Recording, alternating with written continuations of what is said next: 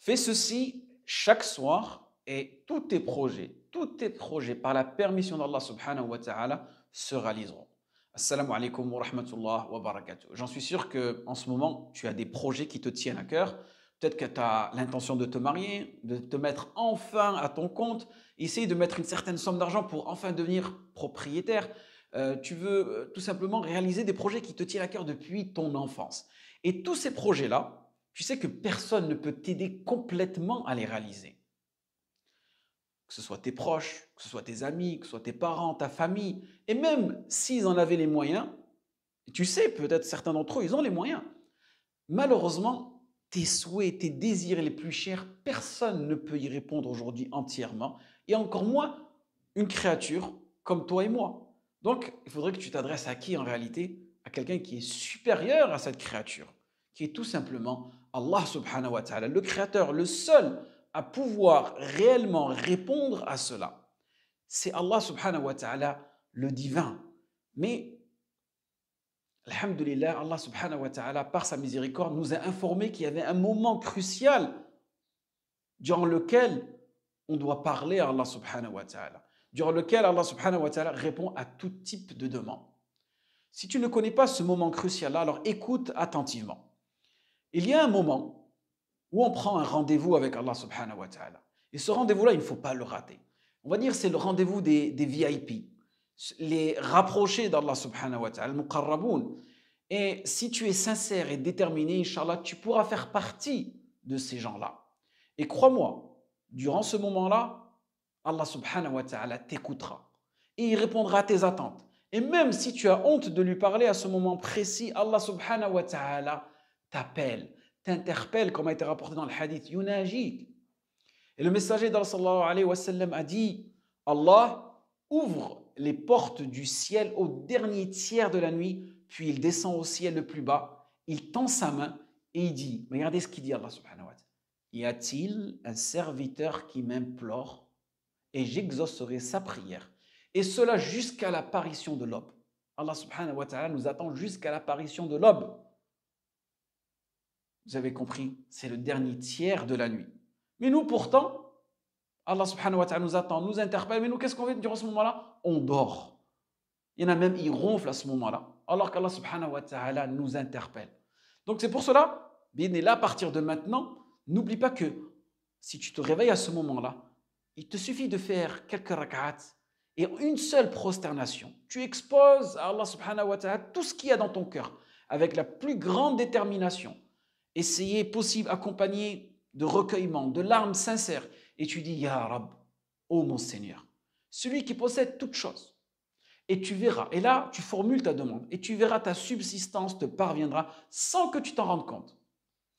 Et n'oublie pas que on commet tous des péchés que parfois on a honte d'en parler devant les autres. N'hésite pas à ce moment-là de demander à Allah subhanahu wa ta'ala de te les pardonner, de te les absoudre, de te les effacer.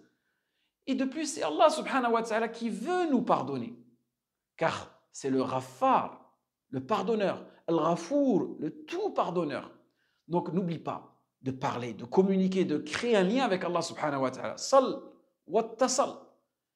Communique, prie et ne coupe pas les liens avec Allah subhanahu wa ta'ala. Combien de temps penses-tu être capable de te dispenser d'Allah subhanahu wa ta'ala? Tu peux te passer d'Allah subhanahu wa ta'ala un jour, une demi-journée, une heure. Wallah, il ne serait-ce qu'une seconde, on ne pourrait pas s'en passer d'Allah subhanahu wa ta'ala et de tous les bienfaits qui nous couvrent. Donc, qu'est-ce qui te retient aujourd'hui? De te réveiller à ce moment-là, de prier, de te mettre debout entre les mains d'Allah subhanahu wa ta'ala. Et sais-tu, barakallahu fik, que parfois, les problèmes familiaux qu'on a, les problèmes financiers qu'on a, les problèmes qu'on a avec nos amis, avec nos enfants, avec nos voisins, avec notre époux, notre épouse, peut-être aujourd'hui l'une des raisons de ton divorce, c'est dû tout simplement à notre non-accomplissement de cette prière-là, de ce lien qu'on doit créer avec Allah subhanahu wa ta'ala. Je parle d'accomplissement, parce qu'énormément de personnes effectuent la prière. Mais Allah subhanahu wa ta'ala nous a demandé d'accomplir la prière. C'est pour cette raison qu'il va falloir remettre en question ta prière. Et aussi, cette relation, essaye de la garder. Et moi, la chose que je veux entendre surtout aujourd'hui, c'est, tu sais, c'est toi, quand les gens demandent après toi, Et ils disent, où est-ce qu'il est Foulan? Où est-ce qu'il est Mohamed? Où est-ce qu'il est Abdallah?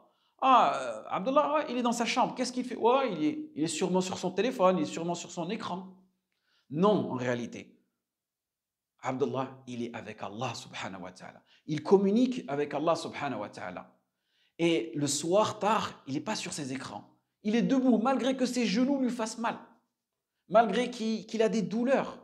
Il prie, il patiente. Il demande à Allah subhanahu wa ta'ala de lui pardonner ses péchés. Pareil, le jour du vendredi, après Salat al-Asr, il est dans la mosquée en train d'évoquer Allah subhanahu wa ta'ala. Car il a compris où était le chemin, la route du succès. Et n'oubliez pas aussi, parmi les caractéristiques des vrais adorateurs, des vrais serviteurs. Allah subhanahu wa ta'ala dit dans le Coran كانوا قليلا من الليل ما يهجعون وبالأسحار هم يستغفرون. C'est-à-dire ces gens-là, ces VIP dont je vous ai parlé précédemment, ils ne dormaient que très peu la nuit et à la fin de la nuit, ils demandaient le pardon.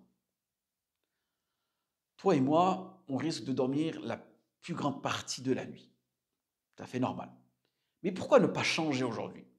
Pourquoi pas avoir aujourd'hui un déclic et se dire, si des personnes avant nous l'ont fait, si des personnes en ce moment le font, pourquoi ce ne serait pas possible pour nous? Et en plus, subhanallah, tu sais que ces premières heures de la nuit, donc la nuit elle commence en islam à partir du Maghreb, on les perd bêtement ces heures-là.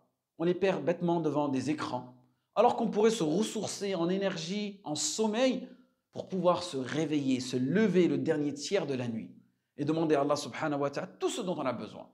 Et en plus, durant la période hivernale, c'est encore beaucoup plus simple.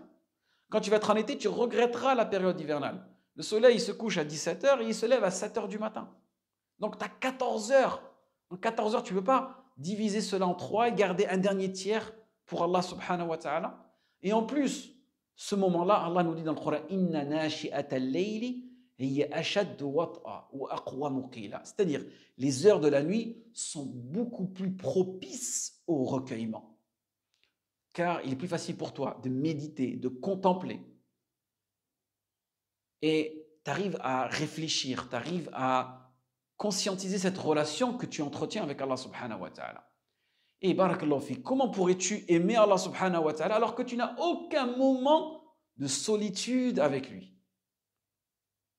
Aucun moment intime avec Allah subhanahu wa ta'ala. Donc, barakallahu fik, prie et tu verras que tes angoisses vont disparaître. Prie et tu verras que ta tristesse va fuir ton cœur. Sal, prie, car Allah subhanahu wa ta'ala t'aime. Et la preuve qu'il t'aime, il t'a permis de te tenir debout devant lui durant ce moment propice. Fais le test, ne serait-ce qu'une fois. Et tu verras le soulagement, la paix qui va rentrer dans ton cœur. Kana Rasulullah sallallahu alayhi wa sallam, ida hazabahu amrun salla. C'est-à-dire, notre prophète sallallahu alayhi wa sallam, si quelque chose le préoccupait ou l'attristait ou le chagrinait, il accourait à la prière. Alors, n'attends plus. On est tous touchés par quelque chose dans cette dunya. On a tous des difficultés. Mais le plus intelligent d'entre nous, c'est celui qui va avoir son cœur, qui va pouvoir le guider vers ces recommandations que le prophète sallallahu alayhi wa sallam nous a inculquées. Waffaqakum Allah lima yuhibbu wa yarda. Assalamu alaikum wa rahmatullah wa barakatuh.